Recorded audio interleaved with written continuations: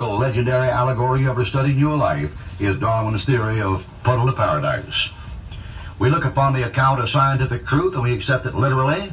We accept the curses as being certainly literal, for they're perfectly in evidence about us daily, weeds and perspiration. We have a demonstrable fact that the scientific account of Genesis 1 and 3 is right, and the scientists are wrong, as usual. Now here's a man that says he doesn't believe it. Well, let's see what you're up against, son.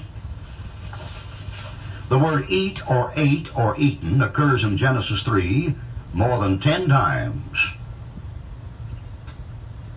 Now let's stop and think about that. What book on religion, by any religion in the world, puts that much emphasis on your mouth? Now think about that a while. Just before you go shooting off your mouth, let's stop and think. Isn't this the wildest fairy tale you ever saw in its accuracy? Isn't it strange how you people that don't believe the book spend all your lives trying to feed your mouths? Isn't that strange? You talk about Freudian psychology, and the libido, and the id, and the eros, and all that nonsense. How do you account for the fact that whoever wrote the book of Genesis understood that the main trouble was man's mouth,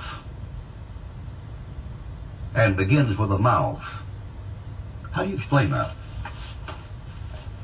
The Koran doesn't begin that way. The Talmud was written later. The Shastras and the Purana and the Bhagavad Gita don't begin that way. The Tripitaka, the Triple Basket, doesn't begin that way. The Analects Confucius doesn't begin that way.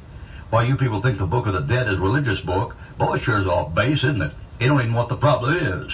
Why, according to the scientific account of Genesis 1 and 3, the problem's your mouth. All the labor of a man is for his mouth, but the appetite is not filled. Out of the abundance of the man's heart, the mouth speaketh. Life and death are in the power of the tongue. He that loveth it shall eat the fruit thereof.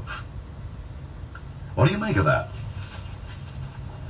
You die because of what you put in your mouth. You are what you eat.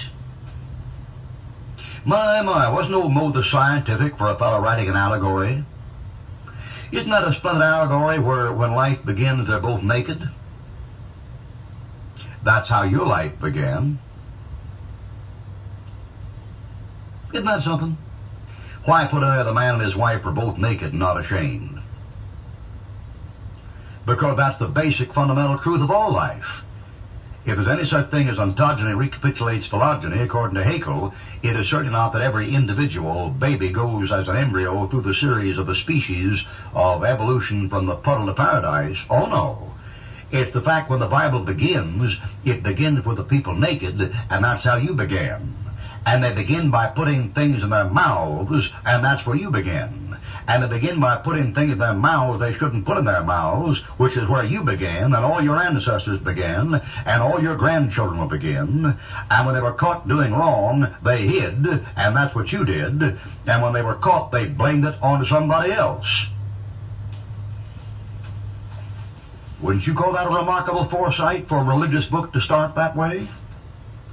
Why, some of you dumb nuts thinks that a religious book should start with the deity of Christ or the fundamentals of the faith. You got a lot to learn, don't you? Why, some of you people think a religious book and the stuff you buy should begin with dissertations on how to overcome sensuality and attain spirituality by rising up through the eons of the mind, passing all of the stages of thought, where you become part of the corporeal universe through the infinite architect. No, man, it begins with your mouth and your belly. And that's where the Bible begins. It's amazing, isn't it?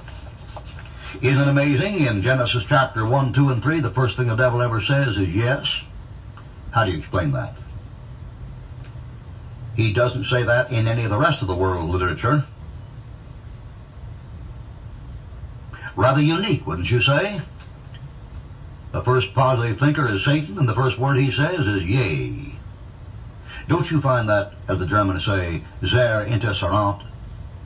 Very interesting, don't you think?